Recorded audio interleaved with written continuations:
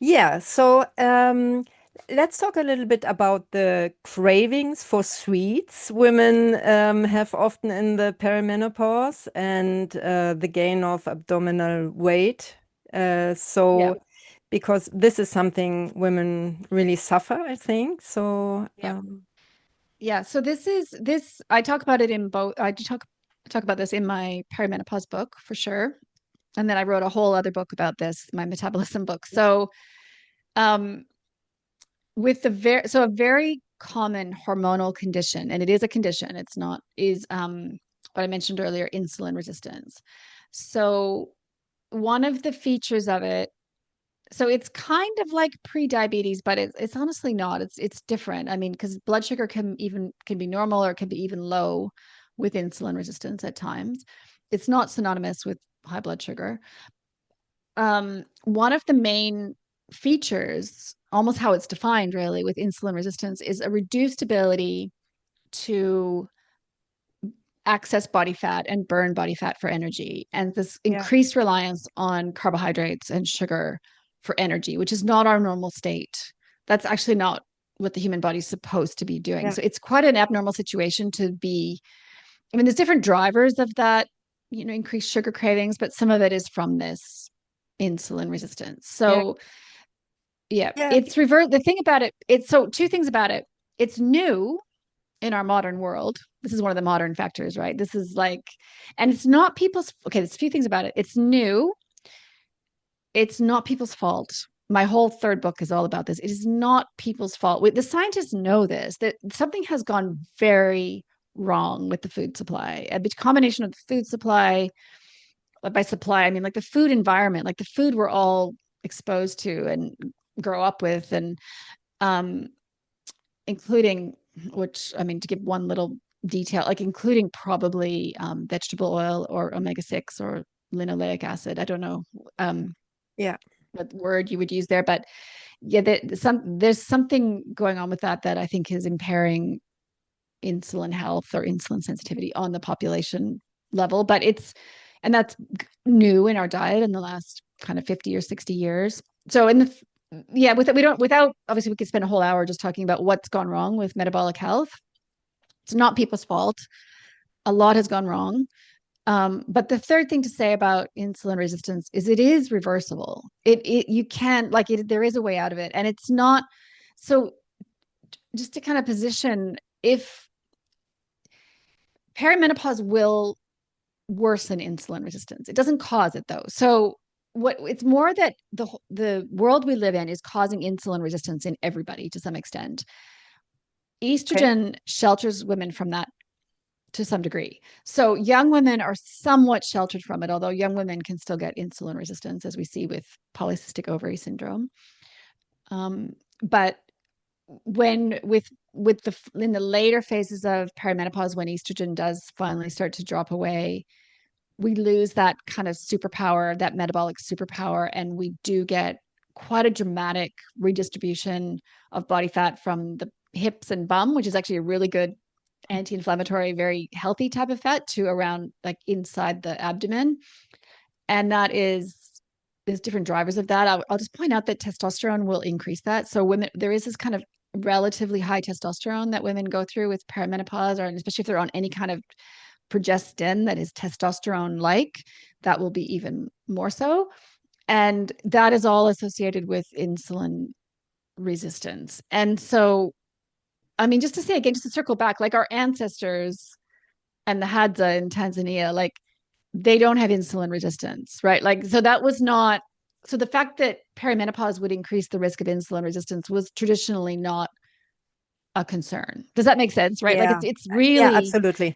Hmm. it's a what they call evolutionary mismatch. So it's the fact that we have this normal transition through perimenopause that we're meant to do, and one of the reasons it's symptomatic is because we live in an environment that's pushing everybody into insulin resistance, and it's not everybody but many people, and so that can all get worse. So back to what you can do about it.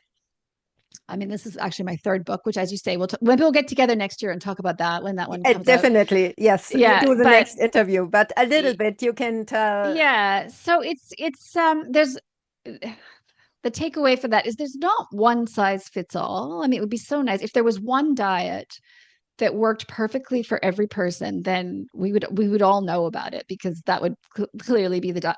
So instead, the approach I take in my third book is you do have to troubleshoot it to some. You have to sort of figure out like you have to figure out what like of them, and I lay out, some 25 what I call metabolic obstacles. You have to sort of look at which of those apply to you, and then when you make the correction or you do the treatment, the first result will be reduced sugar cravings. So the immediate goal is to stop the sugar cravings, and then Yes. everything else sort of starts to improve. And so it's some of the things are kind of obvious, like making sure you get enough protein, especially in the morning. Like a protein breakfast is very helpful for Why is that reducing so sugar. important to do it in the morning, the proteins, to eat Yeah, that in the because morning? the body has protein.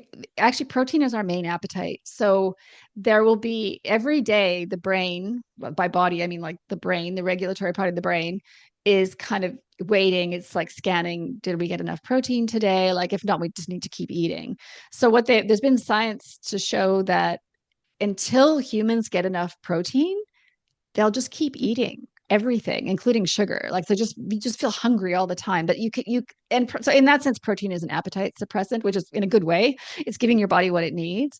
So yeah, so some meat in the morning if people want to, or eggs, or I mean, I say meat because so many, I don't know what it's like there, but so many people here was like, well, I know I need protein in the morning, but I don't like eggs. It's like, well, there's cheese, or Yeah. there's fish, or there's lots of Yeah. other ways to get protein.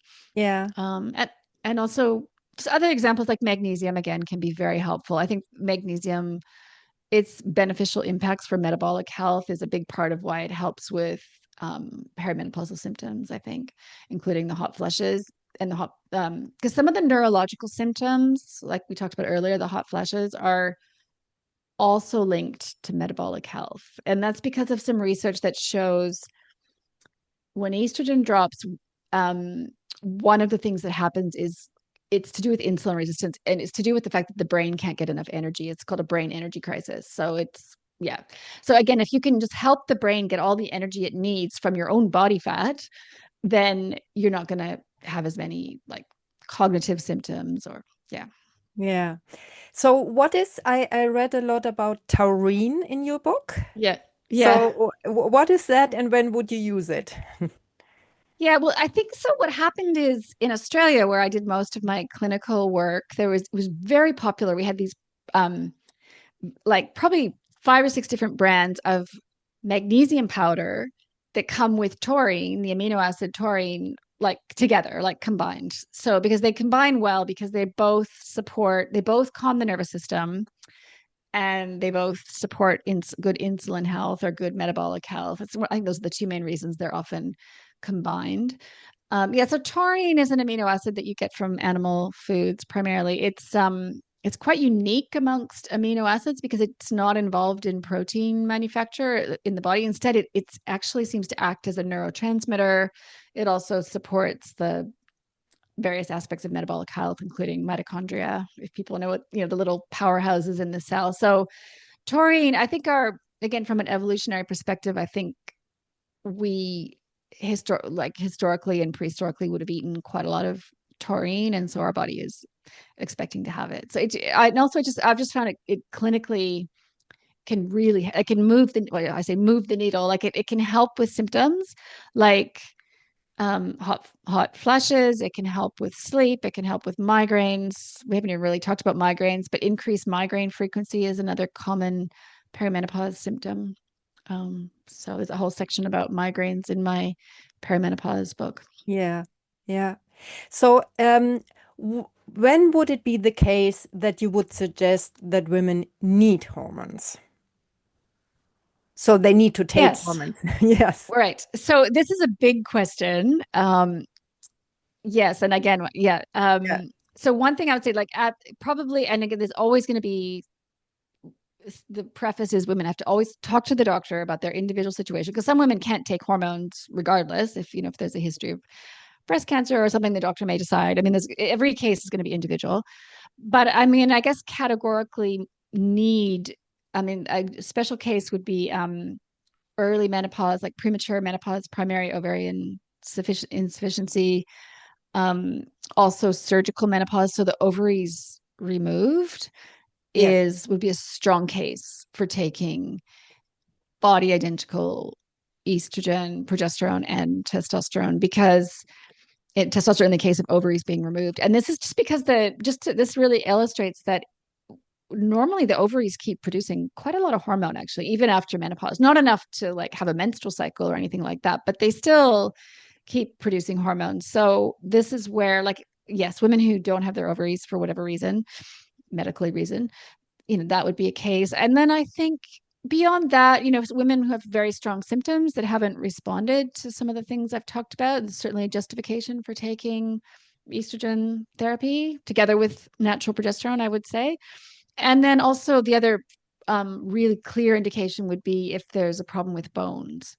So if there's a bone density issue potentially, and that would probably stem back to something in the past, like if someone, Yeah. had a lot of years without a period, for example, or had to use corticosteroids, or there's different reasons. And again, like not every woman who has that situation can take hormones, but definitely osteoporosis or reduced bone density is an indication for hormone therapy. I think it's fine for women to take hormones. I'm actually fairly pro hormone therapy, but I just really have obviously been trying to correct the narrative that it's this deficiency that we must replace, because I think a lot of women don't need hormones. So it's I think there's some room for negotiation on this. I suspect future science is going to make this a bit more clear, how beneficial it really is long term. Yeah. Yeah. Yeah, so there's so much more we could I talk know. about I and know. so much interesting topics, Yeah. so many interesting topics, but for today, Yes. we have to finish. And Yes. yeah, thank you very much. And if people want to know more, they can read your books. And Yes. so a lot of what we talked about today is in the Hormone Repair Manual It is. and also about the symptoms. And you really go into detail, and it's very understandable and Yeah. I really like to read it. And so Hmm. we can recommend it. And Yes. then the new book, The Metabolism Repair for Yeah. Women, um, Yeah. is currently translated and will Yes. probably be released at the end of the year in Germany. And Well, then we good. do the next interview and talk about that. Yes, we could do part two at that point to talk a little Yeah. more about metabolic health. But there's some parts about metabolic health in this book, and yeah, Yeah. it's been very delightful to talk to you, Emily. So Yeah. thank you. Yeah. Thank you very much and have a good evening. Bye, Lara. Yes, have a good Bye. day. Bye bye. Bye.